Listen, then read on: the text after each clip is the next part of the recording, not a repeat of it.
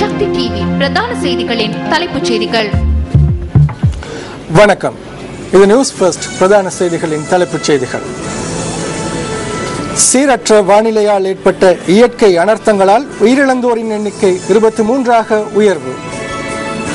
22,500க்கும் அதிகமானோர் பாதிப்பு.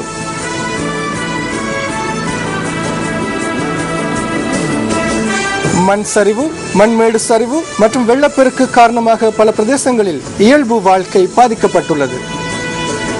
பாதிக்கப்பட்ட பிரதேசங்களுக்கு நியூஸ் ஃபர்ஸ்ட் வான்மார்க்கமாக கண்காணிப்பு விஜயத்தில்.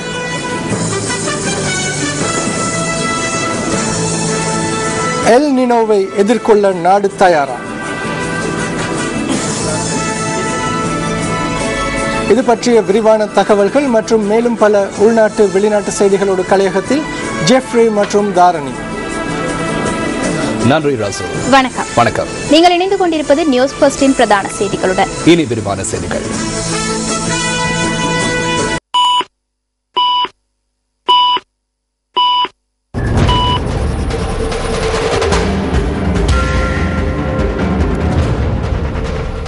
தாரணி, கடந்த 2 நாட்களாக நாட்டில் ஏற்பட்ட சீரற்ற வானிலை காரணமாக பல உயிர்கள் காவு கொள்ளப்பட்டிருக்கின்றன. அதே போல 22,500க்கும் அதிகமான மக்கள் பாதிக்கப்பட்டிருக்கின்றார்கள். அதிகளவான மழை இன்னும் 2 நாட்களுக்கு தொடரும் என்று வளிமண்டலவியல் திணைக்களம் எதிர்வு கூறியிருக்கும் இந்த நிலையில் இது தொடர்பான விரிவான தகவல்களை இன்றைய தினம் முழுவதும் எமது அலுவலக செய்தியாளர்கள், அதே போல எங்களுடைய ரிப்போர்ட்டர்கள், அதே போன்று எங்களுடைய பிராந்திய செய்தியாளர்கள் இது தொடர்பான தகவல்களை வழங்கியிருந்தார்கள். குறிப்பாக எமது அலுவலக செய்தியாளர்கள் பாதிக்கப்பட்ட பகுதிகளுக்கு நேரடியாக விஜயம் செய்திருந்தார்கள். அதே போல தாரணி வான்மார்க்கமாக சென்று பாதிக்கப்பட்ட பகுதிகளையும் எமது அலுவலக செய்தியாளர்கள் அவதானித்த காட்சிகளையும் உங்களுக்கு கொண்டு வர இருக்கிறோம். இது தொடர்பான விரிவான தகவல்களை வழங்குவதற்காக எமது அலுவலகத்தில் காத்திருக்கின்றார் எங்களுடைய அலுவலக செய்தியாளர் ஜெகநாத் கண்ணா. தற்போது நாங்கள் அவரோடு இணைந்து கொள்வோம். நன்றி ஜெஃப்ரி. மழை இன்று நாட்டின் பல்வேறு பகுதிகளையும் சேர்ந்த மக்களை சிரமத்துக்குள்ளாக்கியுள்ளது. இந்த பாதிப்புகள் குறித்து இன்று காலை முதலே நியூஸ் ஃபர்ஸ்ட் பல்வேறு செய்திகளை உடனுக்குடன் உங்களுக்கு அறிய தந்திருந்தது. அந்த வகையில் நாட்டில் தற்போது ஏற்பட்டுள்ள மழையுடன் கூடிய வானிலையால் பாதிக்கப்பட்டுள்ள பகுதிகளின் நிலைமைகள் குறித்து ஆராய்வதற்காக வான் மார்க்கமாக நியூஸ் ஃபர்ஸ்ட் குழாத்தினர் இன்று பயணம் மேற்கொண்டிருந்தார்கள். பல மணித்தியாலங்கள் வான்பரப்பில் இருந்த எமது குழாத்தினர் பல பகுதிகளின் நிலைமைகளையும் ஆராய்ந்திருந்தார்கள். இது தொடர்பான விரிவான தகவல்களுடன் வழங்குகின்றார் எமது அலுவலக செய்தியாளர் மைக்கேல் அருள் ஜேசு. களுத்துறை மாவட்டத்தை பொறுத்தவரையில் மதுகம பிரதேசமே வெள்ளத்தால் அதிக அளவில் பாதிக்கப்பட்டிருந்தது. இந்த பிரதேசத்தின் தாழ்நில பகுதிகள் வெகுவாக பாதிக்கப்பட்டுள்ளன. குறிப்பாக இந்த பிரதேசத்தினுடைய வீதிகள் முற்றுமுழுதாக நீரில் மூழ்கியுள்ளதை அவதானிக்க முடிகிறது. அதேபோல் வயற்காணிகள் முற்றுமுழுதாக நீரில் மூழ்கியுள்ளதை அவதானிக்கக்கூடியதாக இருந்தது.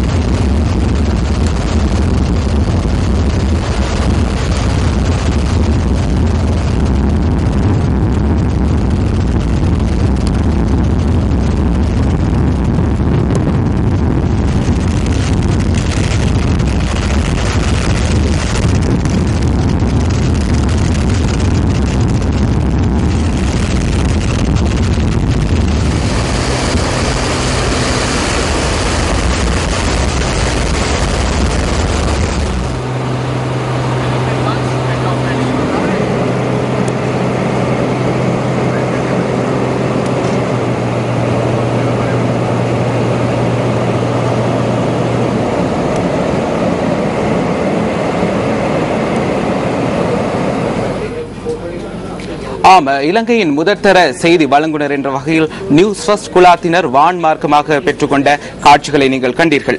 கடும் மழையால் ஏற்பட்ட அனர்த்தங்களில் உயிரிழந்தவர்களின் எண்ணிக்கை தற்போது 23ஆக அதிகரித்துள்ளது. உயிரிழந்தவர்களின் அநேக மாணவர்கள் களுத்துறை மாவட்டத்தைச் சேர்ந்தவர்கள் என்பது குறிப்பிடத்தக்கது. சீரற்ற வானிலையால் களுத்துறை மாவட்டத்தில் மாத்திரம் சுமார் 7000 பேர் பாதிக்கப்பட்டுள்ளனர்.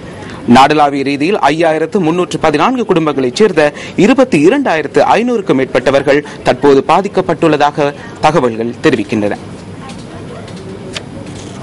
மண்சரிவு மற்றும் வெள்ளம் உள்ளிட்ட அனர்த்தங்களில் சிக்கி களுத்துறை மாவட்டத்தில் 14 பேர் உயிரிழந்தனர். மாவட்டத்தின் 13 பிரதேச செயலாளர் பிரிவுகளில் உள்ள 1658 குடும்பங்களைச் சேர்ந்த 6986 பேர் சீரற்ற வானிலையால் பாதிக்கப்பட்டுள்ளதாக இடர் முகாமைத்துவ நிலையம் தெரிவித்துள்ளது. 10 வீடுகள் முற்றாக சேதமடைந்துள்ள அதேவேளை 58 வீடுகள் பகுதி அளவில் சேதமடைந்துள்ளன. சீரற்ற வானிலையால் ஏற்பட்ட அனர்த்தங்களில் 5 காயமடைந்துள்ளனர். களுத்துறை மாவட்டத்தில் சீரற்ற வானிலையால் மத்துகம பகுதிக்கு அதிக பாதிப்பு ஏற்பட்டுள்ளது. மத்துகம பிரதேசத்தில் 447 குடும்பங்களைச் சேர்ந்த 2209 பேர் பாதிக்கப்பட்டுள்ளனர். அகலவத்த மற்றும் வலல்லாவிட் ஆகிய பிரதேசங்களில் 550 குடும்பங்களைச் சேர்ந்த சுமார் 2000 பேர் சீரற்ற வானிலையால் பாதிக்கப்பட்டுள்ளனர். ரத்னபுரி மாவட்டத்திலும் 3 உயிரிழந்ததுடன் பாதிக்கப்பட்ட குடும்பங்களின் எண்ணிக்கை 832 ஆகும். மாவட்டத்தில் 12 வீடுகள் முற்றாக சேதமடைந்துள்ளதுடன் 28 வீடுகள் பகுதி அளவில் சேதமடைந்துள்ளன. சீரற்ற வானிலை காரணமாக கொழும்பிலும் 2 உயிரிழந்துள்ளனர். மாவட்டத்தில் பாதிக்கப்பட்ட மக்களின் எண்ணிக்கை இதுவரை கணக்கிடப்படவில்லை. கொழும்பில் 2 வீடுகள் முற்றாக சேதமடைந்துள்ளதாக இடர் முகாமைத்துவ நிலையம் குறிப்பிட்டது. சீரற்ற வானிலையால் காலி மாவட்டத்திலும் 1 உயிரிழந்துள்ளார். 6 பிரதேச செயலாளர் பிரிவுகளின் 784 குடும்பங்களைச் சேர்ந்த 2574 பேர் இந்த மாவட்டத்தில் பாதிக்கப்பட்டுள்ளனர். 5 வீடுகள் முற்றாக சேதமடைந்துள்ளதுடன் 93 வீடுகள் பகுதி அளவில் சேதமடைந்துள்ளன. மாத்தறை மாவட்டத்திலும் கடும் மழையால் 1 உயிரிழந்துள்ளார். மாவட்டத்தில் 101 குடும்பங்களைச் சேர்ந்த 404 பேர் பாதிக்கப்பட்டுள்ளதுடன் 14 வீடுகள் முற்றாக சேதமடைந்துள்ளன. 67 வீடுகள் பகுதி அளவில் சேதமடைந்துள்ளன. கம்பா மாவட்டத்தில் 1 உயிரிழந்துள்ளதுடன் 1926 குடும்பங்களைச் சேர்ந்த 8679 பேர் பாதிக்கப்பட்டுள்ளனர். மாவட்டத்தில் 2 வீடுகள் முற்றாகவும் 71 வீடுகள் பகுதி அளவிலும் சேதமடைந்துள்ளதாக இடர் முகாமைத்துவ நிலையம் தெரிவித்துள்ளது. குருநாகல் மாவட்டத்திலும் சீரற்ற வானிலையால் 1 உயிரிழந்துள்ளார். பாதிக்கப்பட்ட மக்களின் எண்ணிக்கை இதுவரை மதிப்பீடு செய்யப்படவில்லை என இடர் முகாமைத்துவ நிலையம் குறிப்பிட்டுள்ளது. சில தினங்களாக பெய்து வரும் பலத்த மழையால் ஏற்பட்ட மண் சரிவு, வெள்ளம் உள்ளிட்ட பல்வேறு இயற்கை அனர்த்தங்களால் பல்வேறு பகுதிகளையும் சேர்ந்த மக்களின் அன்றாட வாழ்க்கை முற்றாக பாதிக்கப்பட்டுள்ளது. நியூஸ் ஃபர்ஸ்ட் அலுவலக செய்தியாளர்கள், பிராந்திய செய்தியாளர்கள், ரிப்போர்ட்டர்கள் மற்றும் பயிற்றுவிக்கப்படாத ஒளிப்பதிவாளர்கள் இந்த தகவல்களை திரட்டுவதில் மும்முரமாக ஈடுபட்டிருந்தனர். கடும் மழையால் களுத்துறை அகலவத்தையில் உள்ள பல இடங்கள் என்றும் நீரில் மூழ்கி காணப்பட்டன. அங்கு சென்றிருந்த நியூஸ் ஃபர்ஸ்ட் அலுவலக செய்தியாளர்கள் பதிவு செய்த காட்சிகளை இவை.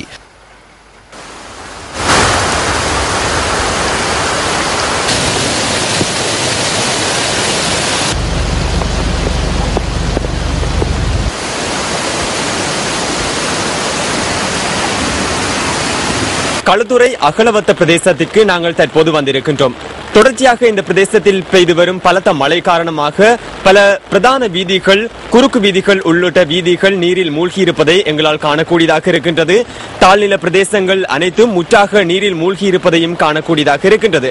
இதன் காரணமாக போக்குவரத்து நடவடிக்கைகளுக்கு பாரிய அளவில் பாதிப்பு ஏற்பட்டிருக்கின்றது. குறிப்பாக மலைப்பாங்கான பிரதேசங்களில் உள்ள மக்கள் தங்களது சொந்த இடங்களை விட்டு வேறு இடங்களை நோக்கி செல்வதையும் எங்களால் காணக்கூடியதாக இருக்கின்றது. மண்மேடு சரிந்து விழுந்த கித்துல்குட பொல்வாத்துகுட பகுதி வீட்டுக்கு அருகே இன்று எமது கேமராக்கள் காட்சிகளை பதிவு செய்தன.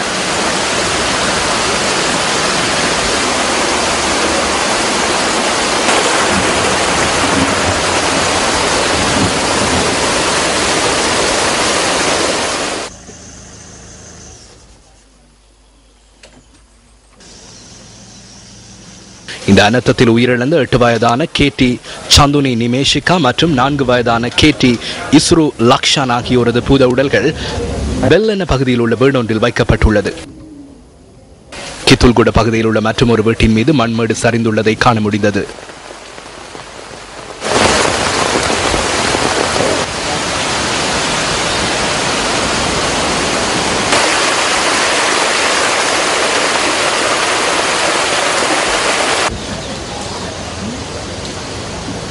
வெளிப்பன பகுதியில் நீரில் மூழ்கி காணாமல் போயிருந்த தம்பதியரின் சடலம் நேற்று மாலை கண்டுபிடிக்கப்பட்டது.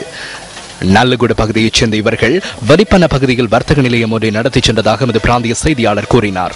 48 வயதான சூலாபாய லெனோரா மற்றும் 46 வயதான தேசி குசுமலத் ஆகியோர் வர்த்தக நிலையம் வெள்ளத்தில் மூழ்கியுள்ளதா என்பதை கண்டறிவதற்காக நேற்று அதிகாலை வலிப்பன பகுதிக்கு சென்றதாக அவர்களது உறவினர்கள் கூறினர்.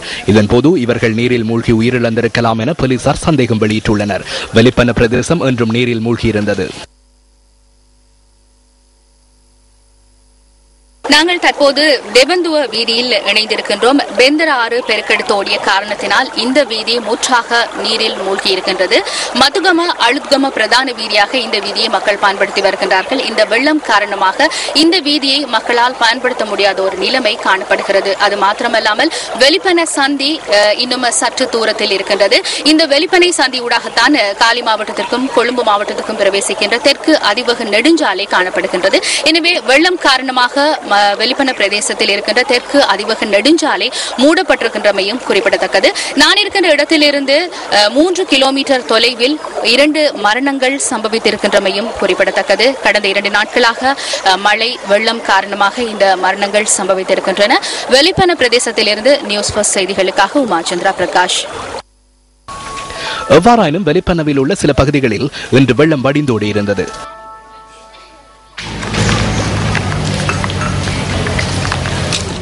மதுகம அழுத்கம வீதியில் லெவந்துவ பகுதி தொடர்ந்தும் நீரில் மூழ்கியுள்ளதால் வாகன போக்குவரத்திற்கு இடையூறு ஏற்பட்டுள்ளது. இதேவேளை ஹொரண வரல்லேகென பகுதியில் ஏற்பட்ட மண் சரிவினால் 15 வீடுகள் சேதமடைந்துள்ளன.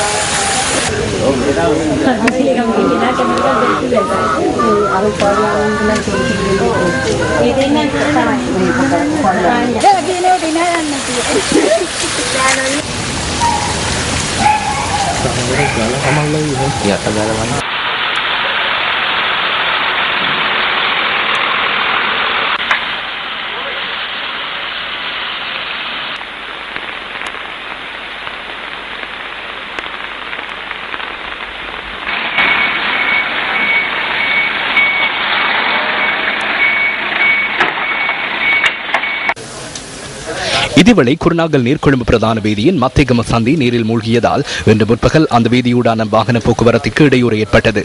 ஓடையொன்று பெருக்கெடுத்ததால் பன்னல எலபடகம பகுதியில் உள்ள சில வீடுகள் நீரில் மூழ்கின.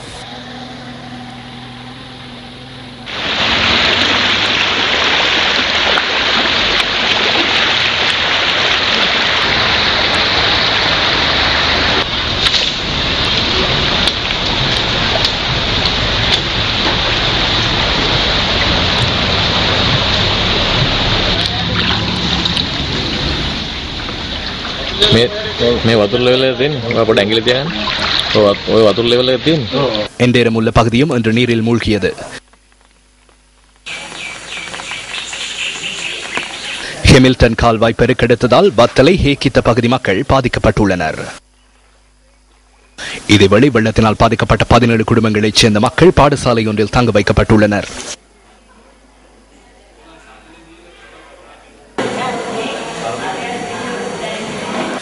கிரிபத்குட பகுதியில் நீரில் மூழ்கி காணாமற் போனவரின் சடலம் இன்று பகல் கண்டுபிடிக்கப்பட்டதாக போலீசார் தெரிவித்தனர். மழை காரணமாக அஹலியகுட வைத்தியசாலை அருகே முறிந்து வீழ்ந்த மரம் ஒன்றை பார்ப்பதற்கு சென்ற பாடசாலை மாணவன் மீது மதில் சுவர் ஒன்று இடிந்து விழுந்துள்ளது. அஹலியகுட மகார கல்லூரியில் கல்வி பயின்ற 16 வயதான விசும் குமார என்ற மாணவனை இவ்வாறு பரிதாபகரமாக உயிரிழந்துள்ளார்.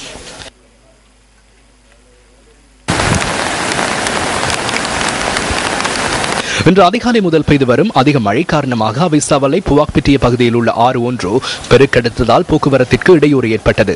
குறித்த வீதியூடான வாகன போக்குவரத்து சுமார் 5 மணித்தியாலங்கள் துண்டிக்கப்பட்டிருந்ததாக எமது பிராந்திய செய்தியாளர் தெரிவித்தார்.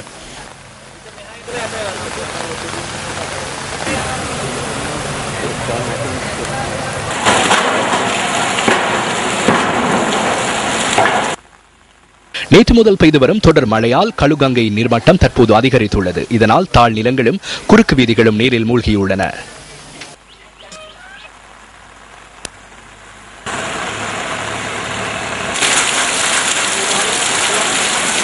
ரத்னபுரி நகர சபைக்கு முன்பாக உள்ள சீவலி விளையாட்டரங்கு நீரில் மூழ்கியுள்ள காட்சிகளை இவை.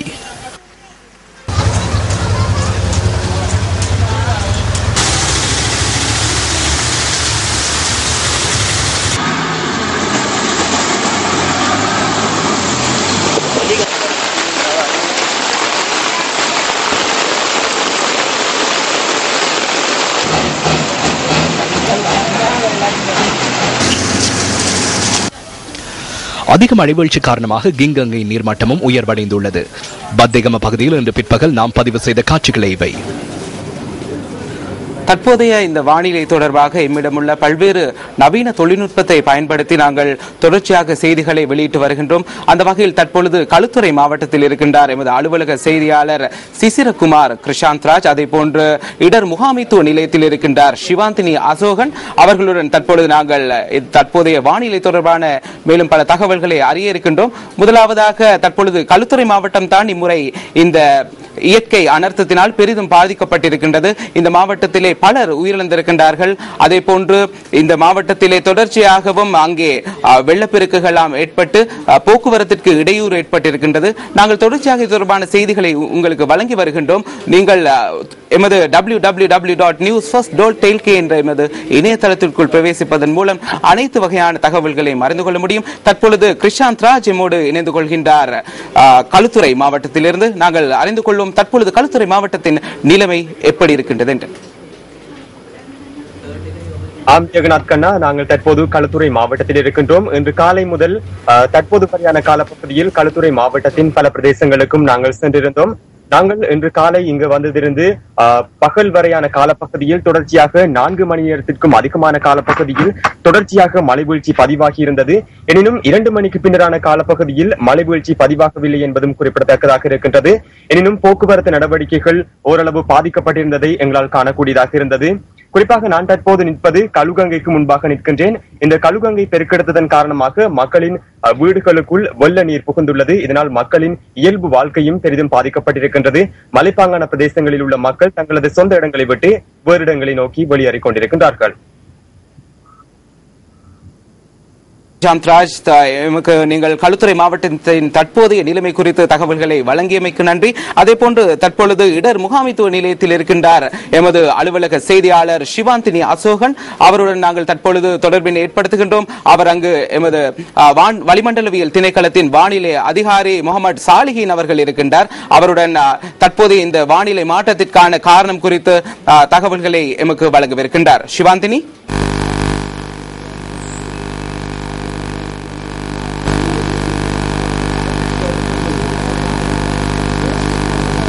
வணக்கம். சீரற்ற வானிலை தொடர்பான தகவல்களுடன் இணைந்து கொண்டுள்ளோம்.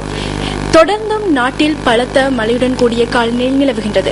இந்த காலநிலை தொடர்ந்தும் நீடிக்குமா? இது தொடர்பில் அறிந்து கொள்வதற்காக வளிமண்டலவியல் திணைக்களத்தின் வானிலை அதிகாரி முகமது சாலிஹினை நாம் நேரடியாக தொடர்பினை ஏற்படுத்தியுள்ளோம். வணக்கம் சாலிஹின். வணக்கம். இலங்கைக்கு அண்மையில் நிலை கொண்டுள்ள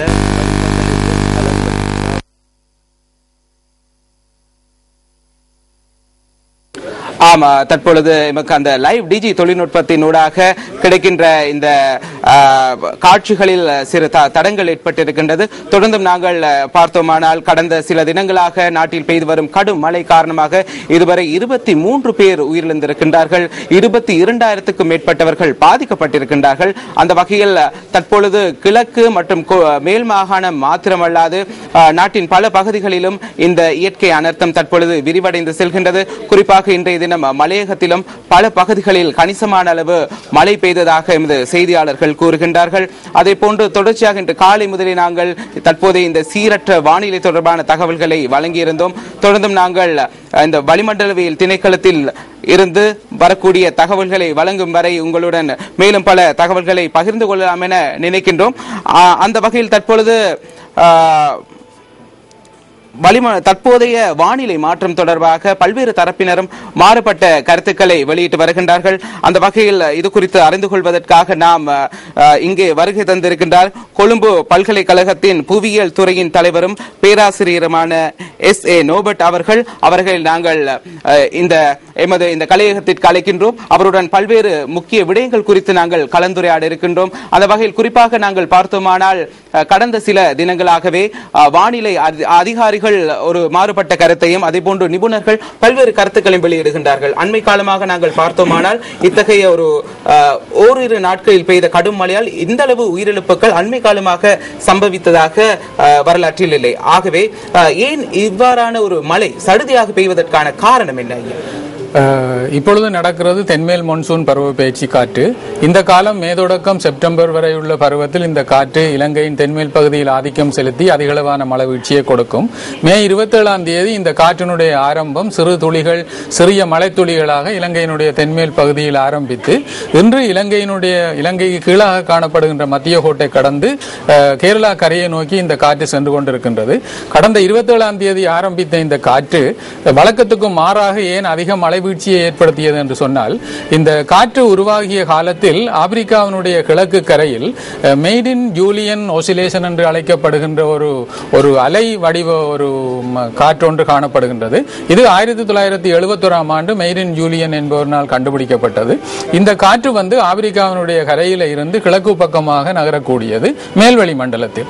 ஆகவே இந்த முறை இந்த மான்சூன் வங்காள விரிகுடாவை நோக்கி செல்கின்ற பொழுது இப்பொழுது இலங்கைக்கு மேலாக கடந்து மான்சூன் தென்மேல் வங்காள விரிகுடாவை நோக்கியும் அராபியன் கடல் பகுதியை நோக்கி நகர்ந்து கொண்டிருக்கின்றது.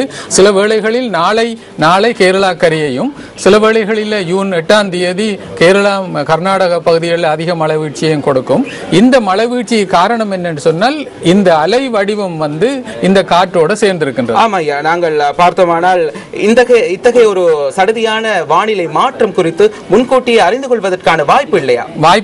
வாய்ப்பு இல்லை என்று சொல்லலாம். ஏனென்றால் இந்த காற்று நகருகின்ற பொழுது இந்த அலை வடிவமானது இந்த காற்றுடன் சேருகின்ற பொழுது மேல்வழி மண்டலத்தில் சூறாவளி சுற்றோட்டங்களை ஏற்படுத்தும். ஆகவே இந்த சூறாவளி சுற்றோட்டங்களின் காரணமாகத்தான் இப்பொழுது அதிக மழை வீழ்ச்சி இலங்கையினுடைய தென்மேல் பகுதியில் ஏற்படுகின்றது.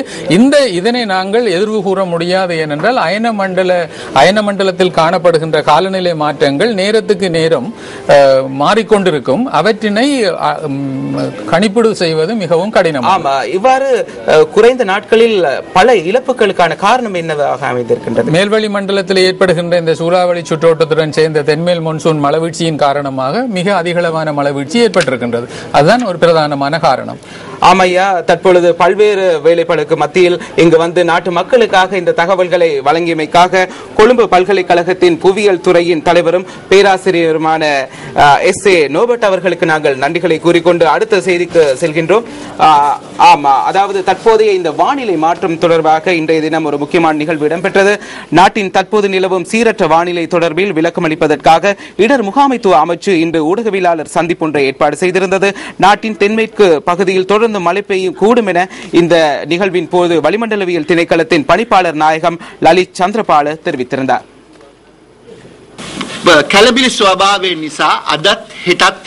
தளம்பல் நிலை காரணமாக இன்றும் நாளையும் நாளை மறுதினமும் மழை நீடிக்கும் என நாம் எதிர்பார்க்கிறோம். அடுத்த வாரம் அளவில் தென்மேல் பருவப்பெயர்ச்சி இலங்கையில் உருவாகும் என நாம் எதிர்பார்க்கிறோம். பருவப்பெயர்ச்சி ஆரம்பமானதும் மீண்டும் இலங்கையின் தென்மேற்கு பகுதிக்கு மழை கிடைக்கும். அப்போது மிகவும் பாரதூரமான நிலைமை ஏற்படலாம். ඉතාමත්ම භයානක තත්ත්වයක් ඇති කරන්නට පුළුවන්. ඉතින් දැන් ඉදිරියේදී ඒ ඇති වෙන තත්ත්වය තුල මීට වඩා බරපතල තත්ත්වයක් தற்போது ஏற்பட்டுள்ள நிலைமையை விடவும் எதிர்வரும் தினங்களில் மிக மோசமான நிலைமை ஒன்று நிச்சயமாக ஏற்படக்கூடும். அபாய அறிவித்தலை விடுக்கும் நடவடிக்கை பிரதேச செயலாளர் மற்றும் எமது அதிகாரிகளின் ஊடாக இல்லாது செய்ய முடியும். அறிவித்தல் கிடைத்தவுடன் வெளியேறுமாறு கேட்டுக்கொள்கிறோம்.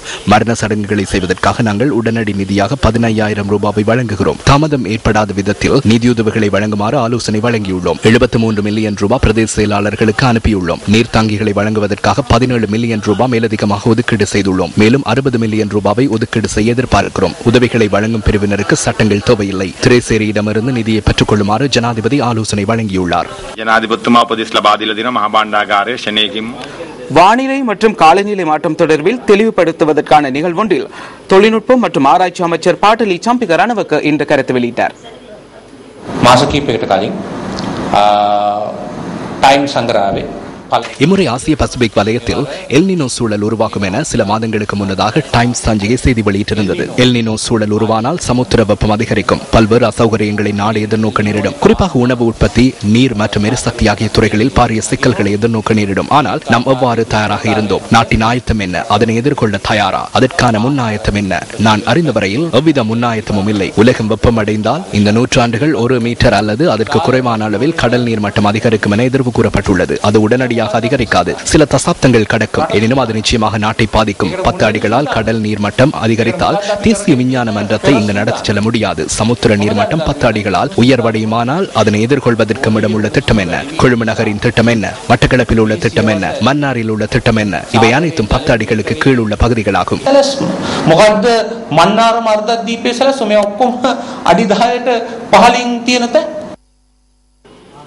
ஆம், தற்பொழுது பிரதான கலையகத்தில் இருக்கும் ஜெஃப்ரி மற்றும் தாரணியுடன் தொடர்பை ஏற்படுத்துகின்றோம். நன்றி ஜெகன். கிளிநொச்சி இரணைமடு குளத்தை அண்மித்துள்ள கோரமோட்டை வாய்க்கால் பகுதியில் முதலைகளின் அச்சுறுத்தல்கள் காணப்படுவதாக பிரதேச மக்கள் தெரிவிக்கின்றனர். கோரமோட்டை வாய்க்காலில் முதலைகள் அதிகமாக வாழ்ந்து வருகின்றன. இந்த பகுதியில் நன்னீர் மீன்பிடி நடவடிக்கைகளில் ஈடுபட்டுள்ள மக்கள் முதலைகளினால் பல்வேறு சிரமங்களை எதிர்நோக்கி வருகின்றனர். முதலைகள் மீனவர்களின் வலைகளை சேதப்படுத்துவதாகவும் அதனால் மீன்பிடி தொழிலை உரிய முறையில் முன்னெடுக்க முடியவில்லை எனவும் மீனவர்கள் தெரிவிக்கின்றனர். இந்த நிலையில் கோரமோட்டை வாய்க்கால் பகுதியில் இறந்த நிலையில் முதலையொன்று காணப்படுவதாக பிரதேச மக்கள் தெரிவித்தனர். இந்த வாய்க்காலில் உள்ள முதலைகள் விலங்குகளையும் பறவைகளையும் வேட்டையாடி வருகின்றன. மக்களின் வளர்ப்பு விலங்குகளை வேட்டையாடுவதால் தமது பொருளாதாரம் பாதிக்கப்படுவதாகவும் அந்த பகுதி மக்கள் குறிப்பிடுகின்றனர். உங்கள் வாழ்க்கை எங்கள் செய்தி. யாழ்ப்பாணம் பருத்தித்துறை அல்வாய் வடக்கு பகுதியில் உள்ள திக்கம் கிராமத்தில் பொதுமக்களுக்கு சொந்தமான காணிகளை சுவீகரிக்க நடவடிக்கை எடுக்கப்படுவதாக கூறி மக்கள் ஒன்று திரண்டிருந்தனர். எனினும் குறித்த பகுதிக்கு நில அளவை அதிகாரிகள் சமூகம் அளித்திருக்கவில்லை. இராணுவத்தினர் நிலை கொண்டுள்ள குறித்த காணிகளை நிரந்தரமாக சுவீகரிப்பதற்காக அளவையாளர்கள் வருகை தரவுள்ளதாக அறிந்த மக்கள் ஒன்று திரண்டதாக எமது பிராந்திய செய்தியாளர் தெரிவித்தார். மக்களுக்கு சொந்தமான இந்த காணிகளில் கடந்த 1990 ஆண்டு முதல் 1995 ஆண்டு வரையான காலப்பகுதியில் தமிழீழ விடுதலை புலிகள் முகாமிட்டிருந்துள்ளனர். 1995 ஆண்டு யாழ் குடாநாட்டை இராணுவத்தினர் கைப்பற்றிய போது தமிழீழ விடுதலை புலிகளின் காணிகள் என கூறப்பட்டு அந்த காணிகளில் இராணுவத்தினர் முகாமிட்டிருந்ததாக மக்கள் குற்றம் சாட்டுகின்றனர். கடந்த ஆண்டும் இந்த காணிகளை சுவீகரிக்கப் போவதாக இராணுவத்தினர் அறிவித்த வேளை மக்களின் கடும் எதிர்ப்பு நடவடிக்கைகளின் காரணமாக அந்த நடவடிக்கை கைவிடப்பட்டிருந்ததாக தமிழ் தேசிய கூட்டமைப்பு குறிப்பிடுகின்றது. இந்த நிலையில் இன்றைய தினம் குறித்த காணிகளை சுவீகரிக்க நில அளவையாளர்கள் வருகை தரவுள்ளதாக அறிந்த மக்கள் குறித்த பகுதியில் ஒன்று கூடியிருந்தனர். எனினும் குறித்த பகுதிக்கு நில அளவையாளர்கள் இன்று வருகை தரவில்லை என எமது பிராந்திய செய்தியாளர் தெரிவித்தார். சம்பவ இடத்திற்கு வடமாகாண சபை உறுப்பினர்கள் பலரும் வருகை தந்திருந்தனர். பொதுமக்களுடைய காணிகள் பலவற்றை சுவீகரிக்கின்ற கையகப்படுத்துகின்ற முயற்சியிலே அரசாங்கமும் படைத்தரப்பும் தீவிரம் காட்டி வருகின்றன. குறிப்பாக வடமராட்சி பகுதியிலும் அல்வாய் வடக்கு கிராம சேவர் பிரிவு 400 சேர்ந்த சுமார் 35 பொதுமக்களுக்கு சொந்தமான 8 ஏக்கர் காணி சுவீகரிப்பதற்கான முயற்சிகள் கடந்த ஆண்டிலிருந்து எடுக்கப்பட்டு வருகின்றன. நில அளவையாளர் திணைக்களத்தினால் காணி உரிமையாளர்களுக்கு அறிவித்தல்கள் வழங்கப்பட்டிருந்தன. கடந்த வாரம் நில அளவை செய்ய முற்பட்ட பொழுது பொதுமக்கள் கடுமையான ஆட்சேபனை தெரிவித்த பொழுதும் கூட இராணுவத்தினருடைய துணையுடன் நில அளவையாளர்கள் இராணுவ முகாமுக்குள்ளே சென்று அளவையில் ஈடுபட்டிருந்தாலும் நாங்களும் இந்த இடத்துக்கு வந்த பொழுது அளவை தற்காலிகமாக நிறுத்தப்பட்டிருப்பதாக சொல்லப்படுகிறது. இந்த காணிகளை சுவீகரிக்கின்ற நடவடிக்கைகளை நிறுத்தி பொதுமக்களுக்கு தொல்லை கொடுக்க கூடாது என்பதுதான் எங்களுடைய பணிவான அன்பான வேண்டுகோள். குறிப்பிட்ட இந்த அல்வாய் வடக்கு திக்கம் காணி சுவீகரிப்பானது 35 மக்களின் தனிப்பட்ட உறுதி காணியாக இருக்கின்றது. நாங்கள் நில அளவையாளரை தடுத்த போதும் நில அளவையாளர் நீங்கள் காணி காட்டாவிட்டால் இராணுவம் காட்டுகின்ற காணியை அளக்கும்படி நமக்கு உத்தரவு வந்துள்ளது. ஆகவே நாங்கள் அளந்தே ஆக வேண்டும். நீங்கள் எங்களுடன் நிறுத்தினால் நாங்கள் போலீஸ் துணையுடன் இதை நாங்கள் செய்தே ஆக வேண்டும் என்ற ஒரு கூட்டினை அவர்கள் சொன்னார்கள். முதலமைச்சரிடம் கதைத்திருந்தேன். அவர் உடனடியாக இதற்குரிய வழக்கு போடும்படியும் தனக்கு ஒரு கடிதம் அனுப்பப்படியும் சொல்லியிருந்தார்கள். எங்களுக்கு ஆணிகள் வேணும். காணியெல்லாம் விட்டு கொடுத்துட்டு ஒன்றும் செய்யலாது. நாங்கள் பரம்பரையாக சந்ததியாக வாழ்ந்த நாடு, வாழ்ந்த இடம், வாழ்ந்த மன, சொந்தமாக இருந்த இடம் எல்லாத்தையும் நாங்கள் விட்டு கொடுத்துட்டு ஒன்றும் எங்கேயும் போகல. அது போகிறதுக்கு வழி இல்லை. ஒட்டுமொத்தமாக எல்லாருடைய கருத்தும் இப்படி தானே இருக்குது. நாங்கள் நட்ட விடோ அதுக்கு விலையோ தார அளவுக்கு நாங்கள் அதுக்கு சம்மதிக்கிற அளவுக்கு இல்லை, சம்மதிக்க மாட்டோம். எங்களுக்கு காணி தான் வேணும். காசை வாங்கி நாங்கள் காசில் இருக்கல, அது காணிலான்னு இருக்கலாம். யோசிச்சு பாருங்க, கொஞ்சம் கூட ஒரு மனச்சாட்சி இல்லாத ஒரு அதிகாரமாக இருக்கணும். நாங்கள் சண்டை பிடிக்க முடியுமோ இராணுவத்தோடு? ஒன்றும் செய்யலாது. அதை அபிசிந்திக்கணும், அரசாங்கம் யோசிக்கணும். அது காசு தந்ததோ இல்லை விலைக்கு வாங்குறதோ அந்த சிந்தனை எல்லாம் அது போல. இந்தியாவின் புதிய பிரதமர் நரேந்திர மோடிக்கும் தமிழக முதலமைச்சர் ஜெயலலிதா ஜெயராமுக்கும் இடையில் இன்று பிற்பகல் சந்திப்பு ஒன்று இடம்பெற்றது. இதன்போது இலங்கை இந்திய மீனவ பிரச்சினை தொடர்பில் பிரதமர் நரேந்திர மோடியின் கவனத்திற்கு தமிழக முதலமைச்சர் கொண்டு வந்துள்ளதாக தி ஹிந்து தகவல் வெளியிட்டுள்ளது. புதுடெல்லியில் உள்ள பிரதமர் அலுவலகத்தில் இந்த சந்திப்பு இடம்பெற்றுள்ளதுடன் சுமார் 15 நிமிடங்கள் இருவரும் கலந்துரையாடியுள்ளனர். பிரதமர் நரேந்திர மோடியுடனான சந்திப்பின் பின்னர் செய்தியாளர்களிடம் கருத்து தெரிவித்த போதே தமிழக முதலமைச்சர் ஜெயலலிதா இந்த விடயங்களை குறிப்பிட்டுள்ளார். இதன்போது தமிழக மீனவர்கள் இலங்கை கடற்படையினரால் தாக்கப்படுவதை தடுப்பதற்கு உரிய நடவடிக்கை எடுக்க வேண்டும் என பிரதமரிடம் வலியுறுத்தியதாக ஜெயலலிதா தெரிவித்ததாக இந்திய ஊடகங்கள் செய்தி வெளியிட்டுள்ளன. நீண்ட காலமாக மத்திய அரசாங்கத்திடம் நிலுவையில் உள்ள தமிழகத்தின் முக்கிய பிரச்சனைகள் குறித்து இந்திய பிரதமருடன் ஜெயலலிதா ஜெயராம் கலந்துரையாடியதுடன் மகஜர் ஒன்றையும் கையளித்துள்ளார். இதேவேளை இந்த சந்திப்பின் போது கச்சத்தீவை மீட்க நடவடிக்கை எடுக்குமாறு பிரதமரை ஜெயலலிதா ஜெயராம் வலியுறுத்தியதாக சன் செய்தி வெளியிட்டுள்ளது. தமிழக மீனவர்களை காப்பாற்ற கச்சத்தீவை மீட்பதே வழி எனவும் தமிழக முதல்வர் இதன்போது சுட்டிக்காட்டியதாக சன் செய்தி வெளியிட்டுள்ளது. பிரதமர் நரேந்திர மோடியை சந்திப்பதற்கு முன்னதாக குடியரசுத் தலைவர் பிரணாப் முகர்ஜியை குடியரசுத் தலைவர் மாளிகையில் மரியாதை நிமித்தமாக முதலமைச்சர் ஜெயலலிதா சந்தித்துள்ளார். இதுடன் நியூஸ் ஃபர்ஸ்டின் 8 மணி பிரதான செய்தி நிறைவு பெறுகின்றது. இரவு 10:45 இடம்பெறும் நமது நியூஸ் ஃபர்ஸ்ட் நைட்டில் மீண்டும் சந்திப்போம். வணக்கம். வணக்கம். Hotline 0114-896-896 www.newsfirst.lk. Feedback at newsfirst.lk.